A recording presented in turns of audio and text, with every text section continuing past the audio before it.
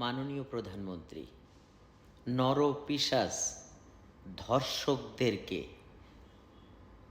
এমন আইন করুন যাতে ঘটনার সত্যতা প্রমাণের ৩ থেকে ৫ দিনের মধ্যে জনসমক্ষে তাদের মৃত্যু নিশ্চিত করা হয় এবং এমন আইন করুন যে মৃত্যুদণ্ড সরাসরি লাইভ টেলিকাস্টের মাধ্যমে কোটি কোটি মানুষের কাছে পৌঁছে যায়।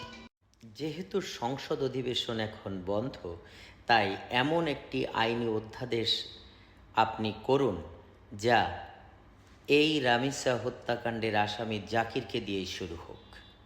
মাননীয় প্রধানমন্ত্রী, আপনি জানেন আপনার মা বেগম খালেদা জিয়া সরকারের সময়ে এমন একটি আইন করা হয়েছিল, অ্যাসিড নিক্ষেপকারীদের সর্বোচ্চ শাস্তি মৃত্যুদণ্ড।